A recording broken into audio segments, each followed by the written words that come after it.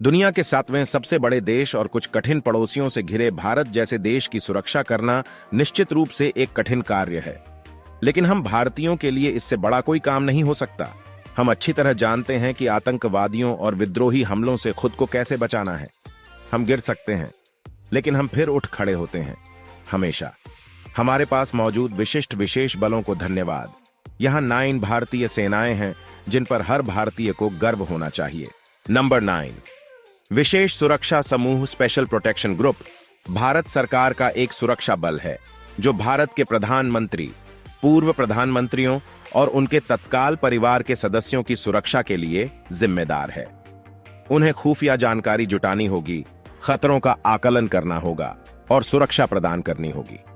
राजीव गांधी की हत्या के बाद उनका ट्रैक रिकॉर्ड बेदाग रहा है और तब से किसी भी प्रधानमंत्री पर कोई हमला नहीं किया गया है। नंबर 8, गरुड़ कमांडो फोर्स 2004 में गठित।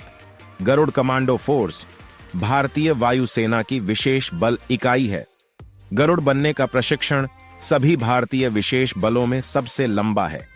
एक प्रशिक्षु के पूरी तरह से संचालित गरुड़ के रूप में अर्हता प्राप्त करने से पहले प्रशिक्षण की कुल अवधि लगभग 3 वर्ष है।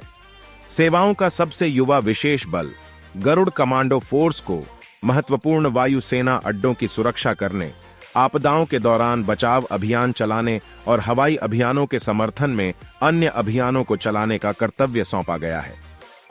नंबर 7, राष्ट्रीय सुरक्षा गार्ड। राष्ट्रीय सुरक्षा गार्ड भारत का प्रमुख आतंकवाद विरोधी बल है। एनएसजी वीआईपी को सुरक्षा प्रदान करता है, तोड़फोड़ विरोधी जांच करता है और महत्वपूर्ण प्रतिष्ठानों पर आतंकवादी खतरों को बेअसर करने के लिए जिम्मेदार है। चयन प्रक्रिया इतनी कठिन है कि इसमें ड्रॉप आउट दर लगभग 80% है। 7,500 कर्मियों वाला मजबूत NSG special action group SAG और स्पेशल रेंजर्स ग्रुप एसआरजी के बीच समान रूप से विभाजित है। नंबर 6, स्पेशल फ्रंटियर फोर्स 1962 के भारत चीन युद्ध के बाद चीन के साथ एक और युद्ध की स्थिति में चीनी सीमा के पीछे गुप्त अभियानों के लिए एक विशेष बल के रूप में गठित।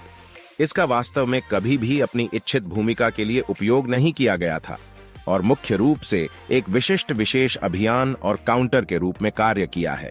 विद्रोह बल यह गुप्त अर्धसैनिक विशेष बल भारत की बाहरी खुफिया एजेंसी रॉ के तहत काम करता है और कैबिनेट सचिवालय में सुरक्षा महानिदेशालय के माध्यम से सीधे प्रधानमंत्री को रिपोर्ट करता है।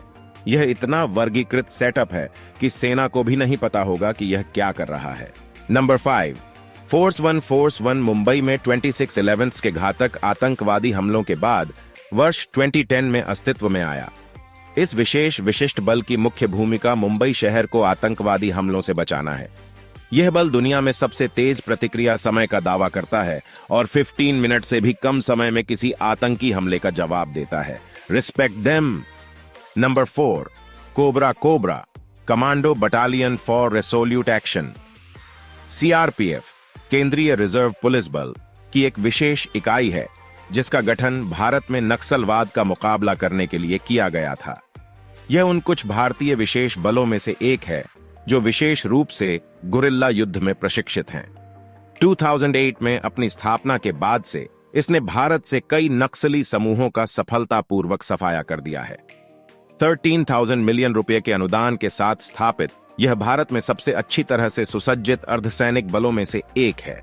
नंबर 3, घातक बल अपने नाम घातक, जिसका हिंदी में मतलब हत्यारा होता है, के अनुरूप यह पैदल सेना पलटन मारने के लिए जाती है और बटालियन से आगे बढ़कर हमला करती है। भारतीय सेना में प्रत्येक पैदल सेना बटालियन के पास एक प्लाटून है और केवल सबसे शारीरिक रूप से फिट और प्रेरित सैनिक ही घातक प्लाटून में शामिल हो पाते हैं। घातक सैनिक अच्छी तरह से प्रशिक्षित, बेहतर हथियारों से लैस हैं और आतंकी हमलों, बंधक स्थितियों और उग्रवाद विरोधी अभियानों जैसी स्थितियों से निपटने के लिए सुसज्जित हैं। नंबर 2, पैरा कमांडो 1966 में गठित। पैरा कमांडो भारतीय सेना की उच्च प्रशिक्षित पैराशूट रेजिमेंट का हिस्सा है और भारत के विशेष बलों का सबसे बड़ा हिस्सा है। भारतीय सेना की पैराशूट इकाइयां दुनिया की सबसे पुरानी हवाई इकाइयों में से एक हैं। पैराशूट रेजिमेंट का मुख्य उद्देश्य दुश्मन की रेखाओं के पीछे सैनिकों की त्वरित तैनाती है ताकि दुश्मन पर पीछे से हमला किया जा सके और उनकी रक्षा की पहली पंक्ति को नष्ट किया जा सके। कारगिल में सिंधु नदी का यह शॉट पृष्ठभूमि में टाइगर हिल को दर्शाता है। पैरा कमांडो ने 1999 के कारगिल युद्ध के दौरान भारत को पाकिस्तानियों से इस चोटी पर कब्जा करने में मदद करने में महत्वपूर्ण भूमिका निभाई थी। नंबर 1, मार्कोस समुद्री कमांडो एक विशेष बल है जिसे 1987 में भारतीय नौसेना द्वारा सीधी कार्रवाई, विशेष टोही, उभयचर युद्ध और आतंकवाद निरोध के लिए स्थापित किया गया था। कमांडो के साथ मार्कोस का प्रशिक्षण संभवतः दुनिया में सबसे कठोर है। शारीरिक और मानसिक दृढ़ता के लिए परीक्षण किया गया। नागरिक क्षेत्रों में दाढ़ी वाले भेष के कारण आतंकवादियों द्वारा दाढ़ी वाला फौज कहा जाता है, जिसका अर्थ है दाढ़ी वाली सेना। मार्कोस किसी भी प्रकार के इलाके में ऑपरेशन करने में सक्षम है, लेकिन मुख्य रूप से समुद्री संचालन में विशेषज्ञ हैं।